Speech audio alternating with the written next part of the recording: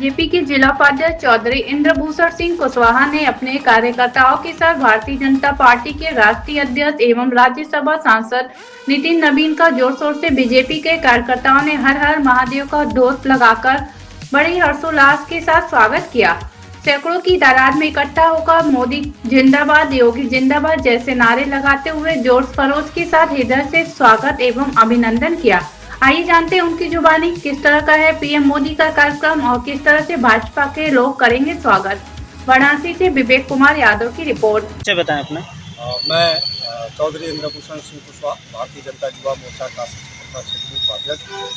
और जैसा कि आप जानते हैं कि माननीय प्रधानमंत्री जी का आज काशी में आगमन है और भारतीय जनता पार्टी के राष्ट्रीय अध्यक्ष आदरणीय श्री नितिन नवीन जी का भी काशी में स्वागत है। और आपके चैनल के माध्यम से हम माननीय प्रधानमंत्री जी का और भारतीय जनता पार्टी के राष्ट्रीय अध्यक्ष जी का हार्दिक स्वागत करते हैं और अभिनंदन करते हैं। जैसा कि अभी देखा गया कि आप लोगों ने बड़े जोरों शोरों के साथ जय घोष लगा करके उनका स्वागत किया है, तो उस पर क्या प्रतिक्रिया देना चाह रहे हैं आज के लिए?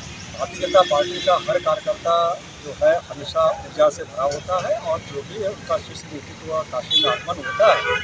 और जब माननीय प्रधानमंत्री जी का आगमन होता है या अन्य किसी का आगमन होता है तो हर कार्यकर्ता अपने पूरे उत्साह और जोश के साथ लगा रहता है और पूरे मन से हर किसी का स्वागत करते हुए देखा जाए मोदी जी जो है 2026 में पहली बार इस बार काशी आगमन कर रहे हैं और 6300 योजनाओं का यहाँ पे 63,000 करोड़ योजना का यहाँ पे लोकार्पण करेंगे, जिसमें कि 163 परियोजनाएं हैं। इसको देखते हुए हम काशी वासियों की तरफ से आप क्या कहना चाहेंगे अपनी तरफ से? जैसा कि आप जानते हैं कि माननीय प्रधानमंत्री जब भारतीय जनता पार्टी की सरकार बनी तो माननीय प्रधानमंत्री जी का संकल्प था भारत को आत्मनिर्भर भारत बनाने का और साथ ही में 2047 तक भारत को विकसित भारत बनाने का उनका संकल्प था।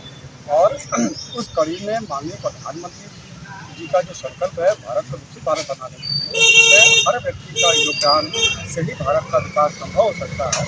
और जब देश की आधी आबादी नारी शक्ति का हो और ऐसे में उनके सम्मान की रक्षा न की जाए, उनको जो है संस्कार न दिया जाए, उनको आगे बढ़ने का सहयोग न किया जाए तो ये अन्याय होगा। और इस कड़ी में माननीय प्रधानमंत्री जी द्वारा लोकसभा में नारी बंधन अधिनियम बिल को ले आया गया जिसको विपक्ष ने पुरजोर तरीके से उसको खारिज कर दिया। ये उनके संकीर्ण मानसिकता और सामंतवादी विचारधारा को दर्शाता है कि वो किस तरीके से नारी शक्ति का दमन करना चाहते हैं। और इसका खामियाजा जो अभी 5 प्रदेशों में हमारा विधानसभा का चुनाव हुआ है और आगामी जो 2027 का चुनाव है इसमें इनको खामियाजा उठाना पड़ेगा। और भारतीय जनता पार्टी की सरकार 2027 में भी भारतीय जनता पार्टी की सरकार बनेगी और 2029 में पुनः माननीय प्रधानमंत्री जी के नेतृत्व में हम भारतीय जनता पार्टी की सरकार बनाएंगे। देखा जाए अभी आपने बात किया नारी शक्ति अभिनंदन का, तो इस बार जो है मोदी जी का वेलकम यहाँ पे पुरजोर तरीके से महिलाएं ही करने वाली हैं कार्यक्रम स्थल पे। कैसा लगेगा जो इस बार महिलाएं पूरी पुरजोर से मिलित करेंगी, उनका स्वागत करेंगी? ये उनका अधिकार है, उनको करना ही चाहिए उनको। और नारी शक्ति किसी से कम नहीं है। हमारा नज़रिया उनको देखने का, उनको समझने का गलत रहा है और जिस वजह से उनको कभी भी इस तरह का अवसर नहीं मिला। और माननीय प्रधानमंत्री जी के नेतृत्व में और नारी शक्ति को एक शक्ति मिला, एक आवाज़ मिला। और बनारस से DLW में आज माननीय प्रधानमंत्री जी का संबोधन होगा और बनारस से ये हम कह सकते हैं कि नारी शक्ति का जो शंखनाद है 2027 के लिए शंखनाद होगा। और नारी शक्ति अभी जो 5 प्रदेशों में चुनाव हुए हैं उस क्षेत्र में भी और जो आगामी उत्तर प्रदेश चुनाव है और आगामी लोकसभा चुनाव है उसमें भी नारी शक्ति का जो शक्ति है विपक्ष को देखने को मिलेगा। देखा जाए कि बनारस के जितने भी गली हैं, चौराहे हैं या नुक्कड़ हैं, वहाँ पे काशीवासी ललायत हैं अपने प्रधानमंत्री यानी कि सांसद जी का, जो कि हमारे यहाँ सांसद भी माने जाते हैं और हैं भी, तो उनका स्वागत करने के लिए पूरी जनता ललायत है। कैसा लगता है देख करके कि क्या होगा और किस तरह से लोग उनका स्वागत करेंगे आने वाले समय में? देश का सबसे पिछले पायदान पर खड़ा व्यक्ति हमेशा अपने आप को मुख्य धारा से जुड़ने के लिए, कार्य के लिए अपने आप को जुड़ने के लिए प्रयासरत रहा है।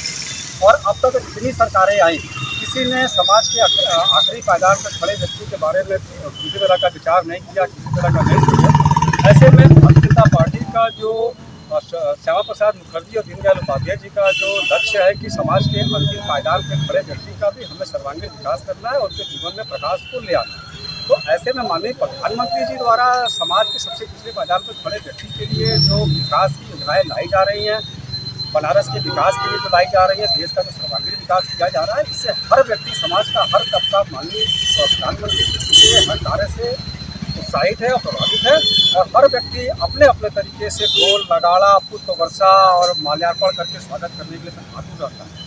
आज आप यहाँ पे अपनी पूरी टीम के साथ एकत्र हुए हैं, क्या कहना चाहेंगे जो मोदी जी आ रहे हैं काशी में? मोदी जी ने काशी के लिए इतना सौगात दिया है, इतना उपहार दिया है कि हम उनको शब्दों से उनका शुक्रिया नहीं अदा कर सकते हैं, और जितने बातें कही जाएं शायद उनको अतिशयोक्ति होगी, उनका धन्यवाद ज्ञापन जो है शब्दों से नहीं किया जा सकता। बहुत बढ़िया।